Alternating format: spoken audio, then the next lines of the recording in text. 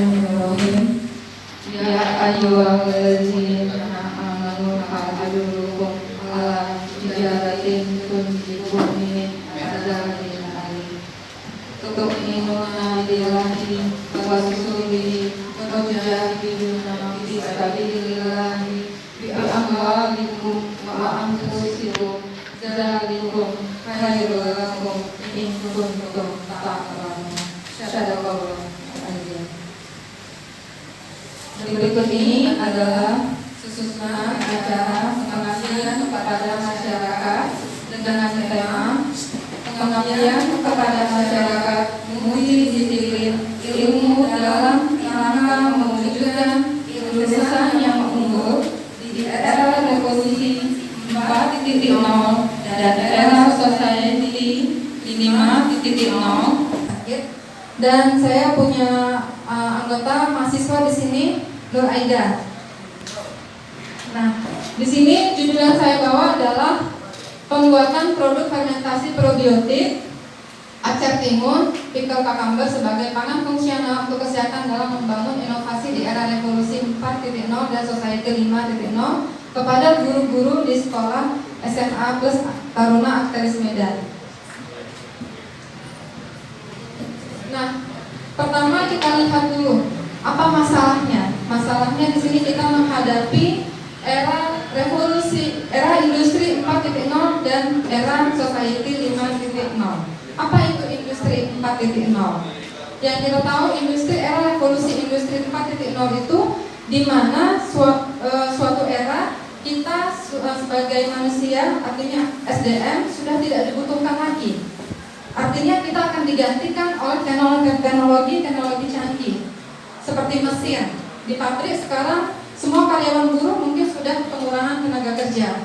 Jadi mereka sudah menggunakan alat, akan diganti dengan robot mesin. Bahkan suatu ketika nanti kami seperti dosen-dosen yang ada di sini pun nanti akan digantikan oleh robot. Jadi saya pernah lihat di video itu ada robot yang mengajar di kelas. Jadi mahasiswanya ya manusia tetap, tapi yang mengajar bukan dosen lagi, tapi sudah ada robot, udah di setel. Dia juga bisa diajak diskusi. Jadi kalau mahasiswa nanya dia sudah bisa jawab.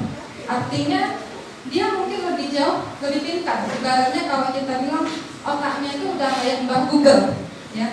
Artinya kita kalau dosen ini mungkin pengetahuannya hanya sebatas bidang keahliannya. Mungkin saya farmasi bidangnya ahlinya ya farmasi. Kalau ditanya hukum mungkin saya ya nggak paham, ya kan. Nah sementara Bu Nelvia tadi beliau ahli hukum, ya. Jadi mungkin kalau kami punya masing-masing spesialis masing-masing bidangnya.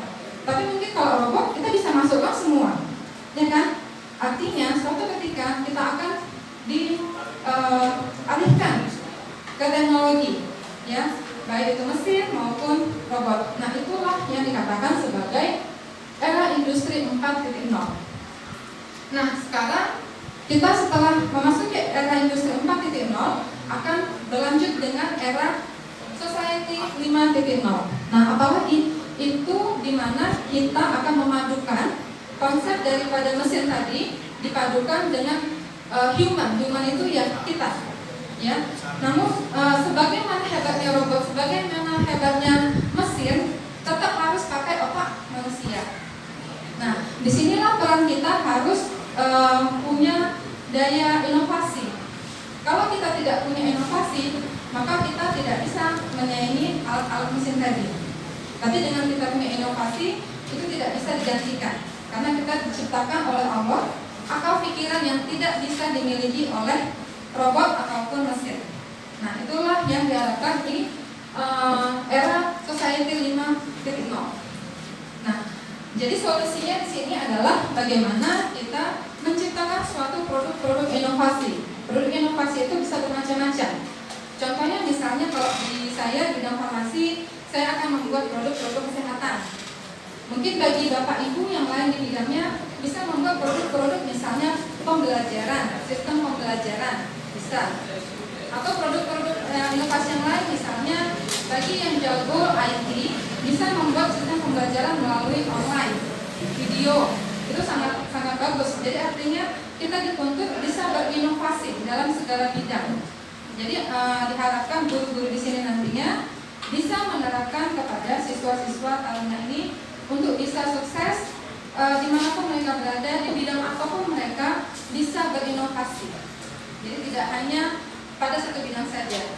Meskipun nanti suatu ketika dia kuliah di psikologi kita bilang, dia bisa nanti membuat suatu bidang atau jasa untuk psikologi, secara psikologi, ya kan? Jadi itulah solusi yang harus kita tawarkan kepada siswa-siswa kita. Nah, di sini karena saya judulnya pembuatan produk probiotik, maka solusinya adalah membuat produk inovasi dari acar timun. Ya, seperti yang saya bawa hari ini, inilah contoh produk dari farmasi kami. Nah, di sini selain dia fungsinya bisa untuk sebagai kesehatan, juga bisa digunakan untuk entrepreneurship, artinya untuk berwirausaha. Ya, jadi artinya kita menanamkan siswa kita untuk bisa berwirausaha. Jadi walaupun mereka punya pekerjaan yang tetap, mereka juga punya ide untuk membuat suatu produk-produk inovasi. Ya, jadi di sini dia fungsinya bisa untuk kesehatan, juga bisa untuk menambah penghasilan, ibaratnya gitu. Nah, sekarang tadi ada cerita probiotik. Apa sih probiotik? Jadi kalau kita dengan probiotik itu adalah bakteri yang baik. Bakteri baik itu dia terdapat di dalam pencernaan kita. Semua manusia, makhluk hidup, bukan hanya manusia, bahkan hewan sekalipun di dalam pencernaannya ada bakteri baik. Ya, fungsinya untuk membantu pencernaan. Ya, kalau Bapak Ibu sekalian pasti pernah dengar ya iklan Yakult. Ya kan, sudah minum Yakult belum 2 kali sehari. Nah, itu namanya minuman probiotik. Ya, nah itu sudah familiar. Nah, kali ini saya akan memberikan makanan probiotik. Makanan probiotik itu adalah salah satunya acar timun. Ya, mungkin Bapak Ibu pernah dengar. Nah, ini fungsinya untuk kesehatan. Ya, artinya kita memakan produk-produk probiotik itu fungsinya untuk menambah probiotik atau bakteri baik di dalam pencernaan kita. Nah, kita lihat pangan fungsional. Jadi produk probiotik itu adalah merupakan pangan fungsional. Apa itu pangan fungsional? Pangan yang sudah ada gizinya, tapi memiliki fungsi lebih lagi. Jadi kalau misalnya Bapak Ibu sudah biasa makan timun, sudah tahu timun, itu memang sudah ada khasiatnya, vitaminnya sudah ada, zat gizinya sudah ada. Tapi kita tambah lagi dengan membuat suatu fermentasi, maka ditambah lagi dengan adanya bakteri baik, dengan adanya probiotik. Itu namanya pangan fungsional. Ya, jadi ada fungsi yang lain, yang fungsi tambahan yang didapatkan dari makanan ini. Nah, selanjutnya. Nah, ini tadi ya, kita perlu pencernaan. Di dalam pencernaan kita perlu produk-produk probiotik ya. Ada bakteri jahat ya, ada bakteri yang baik. Bakteri yang baik itu yang warna biru yang di atas, dan bakteri jahatnya warna merah. Jadi bakteri baik ini bisa menekan pertumbuhan bakteri yang jahat istilahnya. Nah, bagaimana cara mengkonsumsinya? Langsung saja, jadi tidak perlu kita masak. Kenapa? Kita harapkan bakterinya masih hidup di dalam tubuh kita. Jadi kalau kita minum Yakult, itu kita makan, kita minum langsung, jangan dimasak. Kalau dimasak bakterinya mati, maka tidak ada lagi bakterinya. Jadi langsung dikonsumsi ya. Nah, ini manfaatnya ya, dia melapisi dinding usus. Nah, ini cara pembuatan dari acar timun. Yang pertama, sebanyak 500 gram itu kita timbang, kita cuci bersih, kita potong-potong, masukkan ke dalam botol. Kemudian kita masukkan cuka 250 ml ditambah air dan dikasih garam sebanyak 1,5 sendok aja cukup.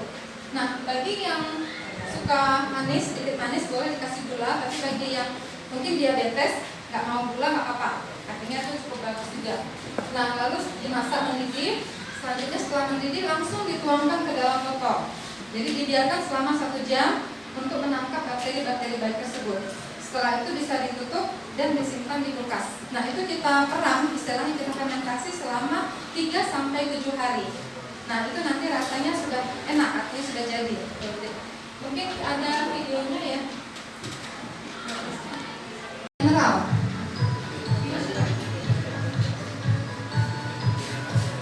Ini botol wadah, pakai apa saja boleh yang ada tutupnya. Lalu panci untuk memasak.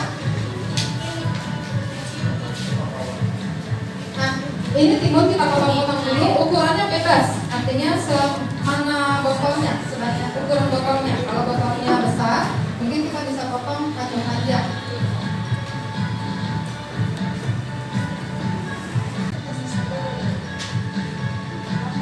Jadi dipadatkan supaya nanti dia tidak ada rongga yang kosong. Padatkan sampai penuh.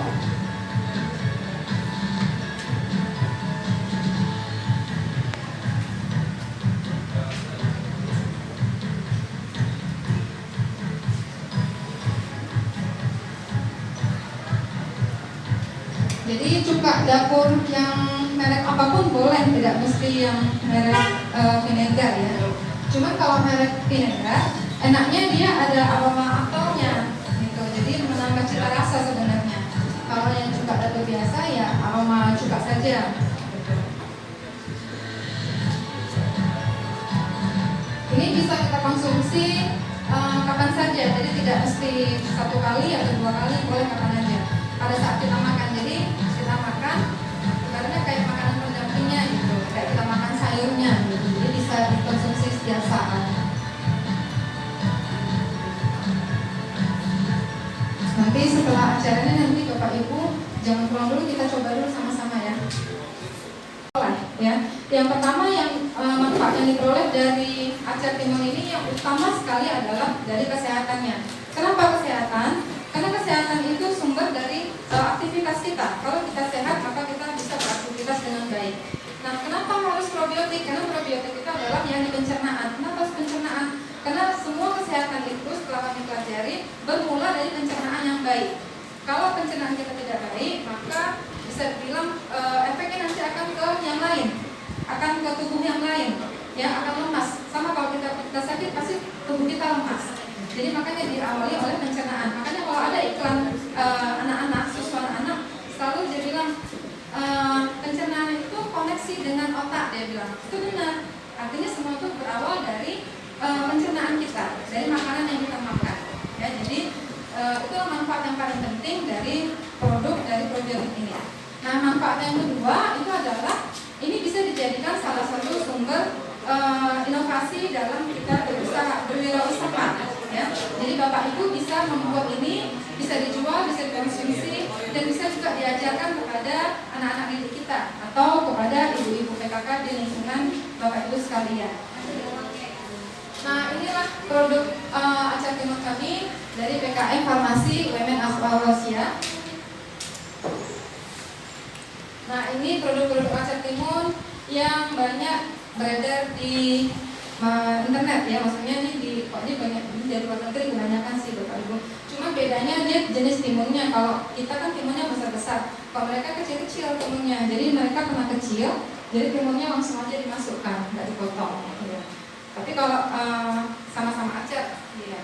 Nah, pemotongannya itu boleh memanjang seperti ini, bisa juga yang bulat seperti ini, seperti koin. Nih, jadi bebas, itu nggak ada aturan. Mau bentuk seperti apa nggak masalah. Oke, sekian dan terima kasih atas perhatiannya. Assalamualaikum warahmatullahi wabarakatuh.